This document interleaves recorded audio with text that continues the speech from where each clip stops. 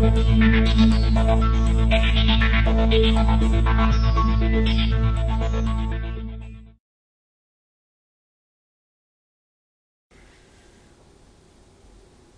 a very good afternoon and evening to everyone. So just going to take a bit of a recap of what's happened in today's session, and it has been relatively busy considering yesterday's quiet session with the US Memorial Day holiday.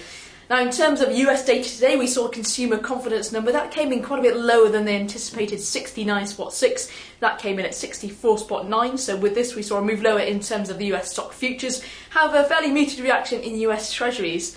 With this poor data, we did see renewed market talk of further QE from the US. So with this, we saw a move back higher in the US stock futures, new session highs in terms of the E-mini S&P and E-mini Nasdaq and Dow Jones as well.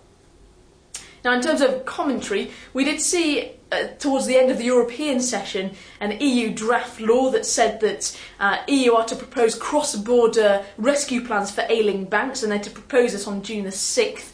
So this will come into place in 2014, so in a couple of years' time. However, it's worth a note for June the 6th, this is the same day as the ECB press conference and rate decisions, so that'll be quite interesting going ahead to next week.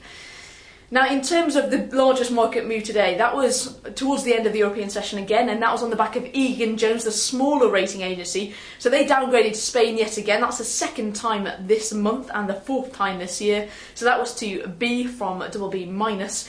So with this, we did see a move lower in terms of euro-dollar and also US and European stock futures, and consequently a move higher in terms of fixed income markets. So despite the fact that this is a small rating agency and they have made similar moves in the past, we did see quite a bit of downside pressure on the back of these headlines. Now, going ahead to tomorrow's session, the key bits of data from the US will be the pending home sales, and in terms of the European session, we have the economic and consumer confidence number earlier on. We've also got Italy. They're looking to tap their 5 and 10 years, so that's a new 5-year from Italy, and an existing 10 years that matures in September 2022. The top end of the indicative range would be €6.5 billion for Italy, so that'll be quite interesting in tomorrow's European session. But for the time being, that is enough from me. We'll have an update and look forward for you tomorrow morning, but in the meantime, have yourself a very pleasant evening.